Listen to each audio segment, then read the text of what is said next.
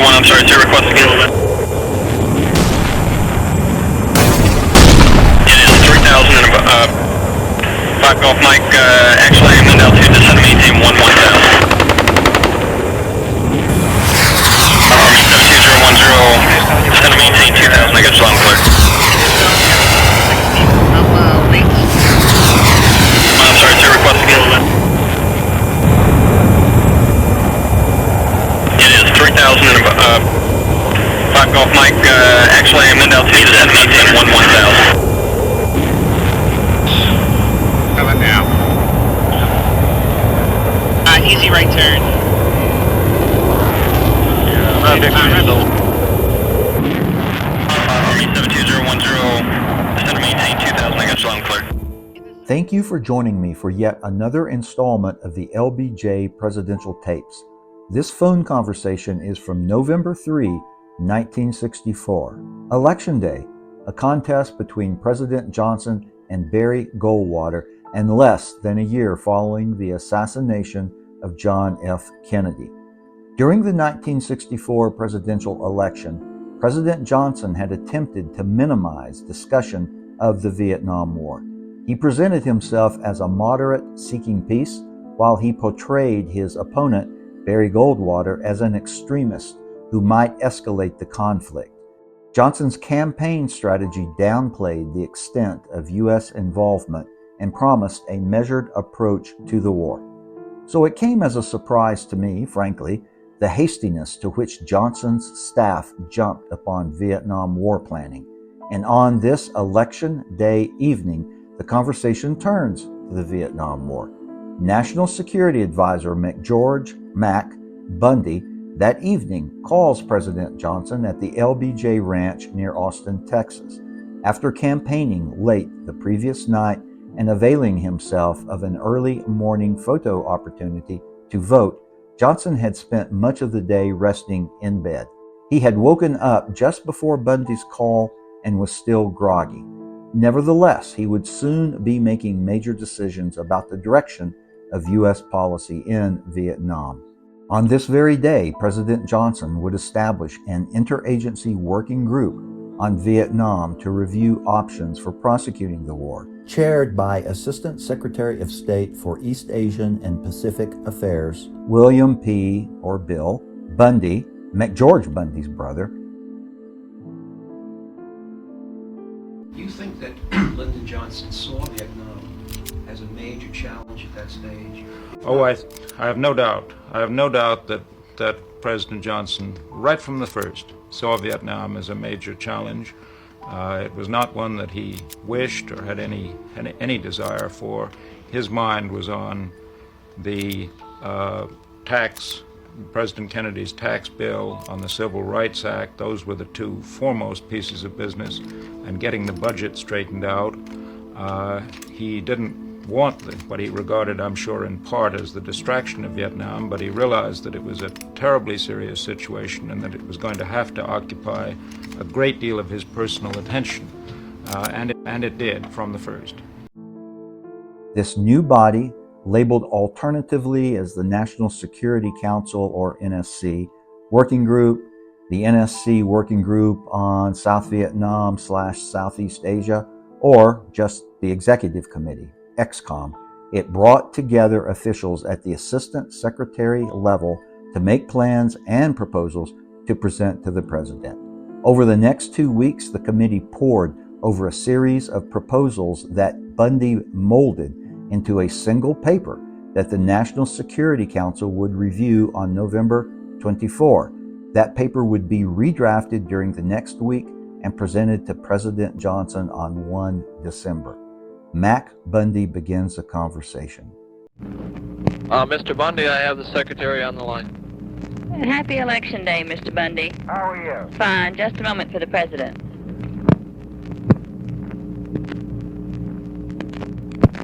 Hello. Yes. How's things going? Everything's fine up here. We don't know any more than you do yet, but we feel good. What happens outside China? What happened, sir? Vietnam. Nothing out there. We have recommendations and comment going back and forth, but there's no further event on the scene as far as I know.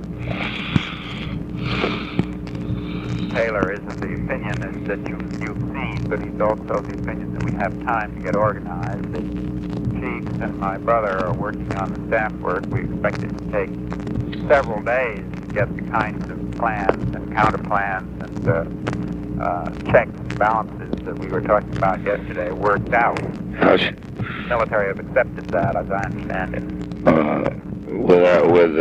With approval? Well, I haven't actually heard from Bob back, but the messages back and forth show good humor. I don't think there's any immediate trouble, but I think they're operating under the assumption that we're really getting ready, and at the same time we're not sending anything to the field that implies a decision. So Max doesn't yet know how sharply and clearly you indicated your intention to General Wheeler yesterday. We just don't want that in cables until we're ready to go. Are you less sharp on it? Mr. President, I feel in a way that nobody should ask you to make any decision until you're acting with today behind you. Yeah. If I were deciding it, yes, I feel about as you did yesterday, but I don't think anyone should decide anything until you have this day under your belt. Have you heard from any of the politicians today, any of the writers, Lipman's or the rest of them? Alsop's been around. He's in the mood to work on this problem right away. Lipman talked to Bill Moyers. I haven't got back to Bill, and I don't know what he said. Alsop, of course, as usual, wants us to make up our minds to put the necessary amount of econ in Southeast Asia. Walter doesn't really think that's problem number one. I think he thinks the most important problem is to get you to take time to think about the problem in the new perspective that today will give. That's what he did think when I had lunch with him about 2 days ago. He wouldn't put Southeast Asia first on the agenda, although I think that's because he's not really as close to it as some of the rest of us. The press generally are all of the view that you're going to get a very J-Lamp, for example, came in this afternoon, or of the view that you're going to get such a mandate that you will be able to set any course you want in any part of the world. I'm a little less of the view that our election decides all the events everywhere else, but I think it will. I am too, and I'm less of the view it's going to be that big. That we just don't know yet. Did they run 3 or 4 full-page ads up there today and saturate the television? No, they haven't. The television not here. The papers in New York were full of ads, but mostly about Kennedy Keating. Bill would have more direct political news than I have, but and when I talked to him this morning, he sounded very unworried. And of the view that the thing really had come down to the last 2 or 3 days in very good shape. The way he put it to me was he did not have the worries he'd been having 2 or 3 days ago.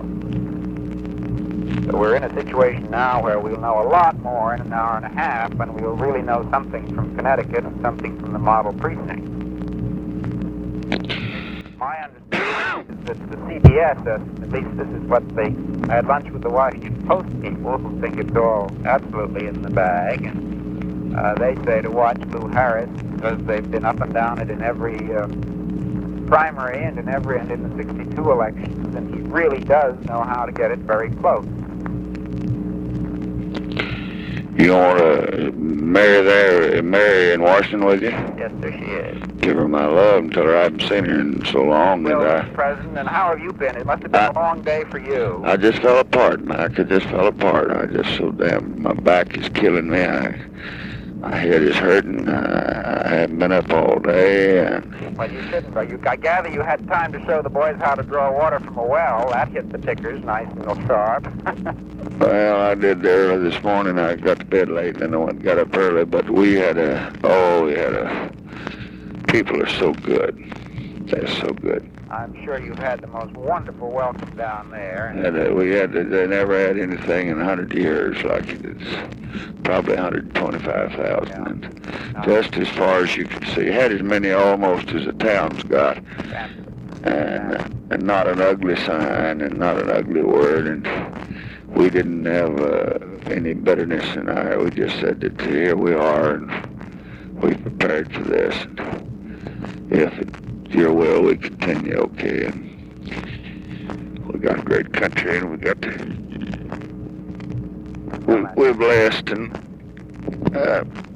it was just a wonderful evening. It's very touching evening, but I got so sore today I didn't realize how much I'd been doing and how high up on the mountain I'd been. I've been keyed too high. Well, you've just been living on air and on nerve for a month now, and I can promise you, Mr. President, that we're all right here, and we're none of us going anywhere any further than our desks for the next few days till we get sorted out, and there isn't anything that needs a hurried decision. And my own judgment is that, I think it is going to be a big victory, and I think it's going to be a strong one, stronger than I'd been guessing until the last 2 or 3 days.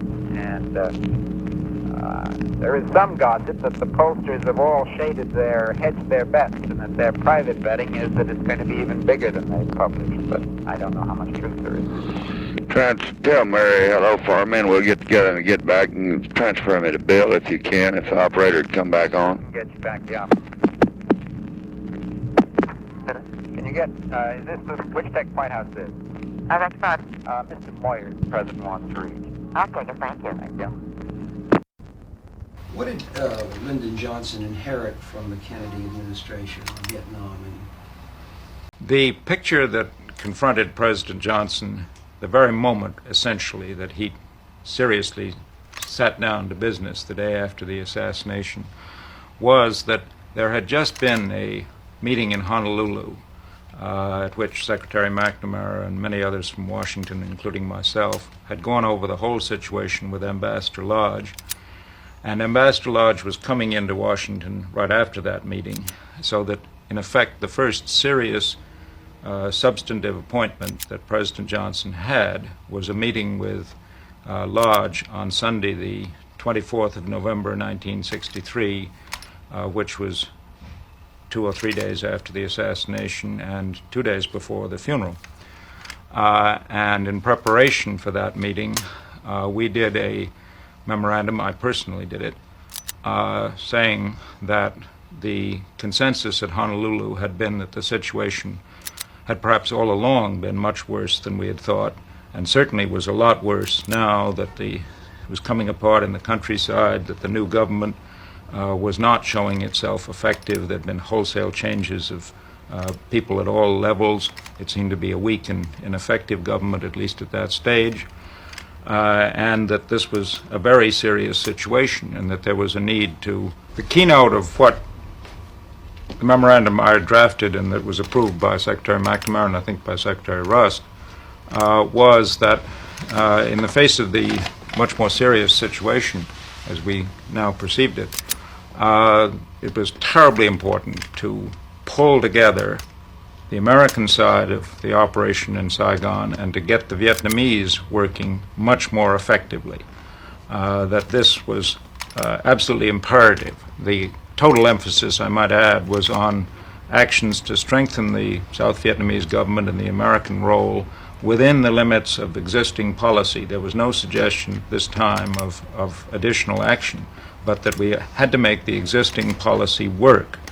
I remember Johnson saying around that meeting that this is a war in which Americans are involved, and already we've had casualties. I think he used the phrase, "It's the only war we have. No man among you," he was addressing the group primarily concerned with actions on Vietnam, "should go to bed at night without having asked himself whether he has done everything possible during that day to make this policy work and to bring it out to a successful conclusion." As always, thank you very much for watching, and thank you for your comments.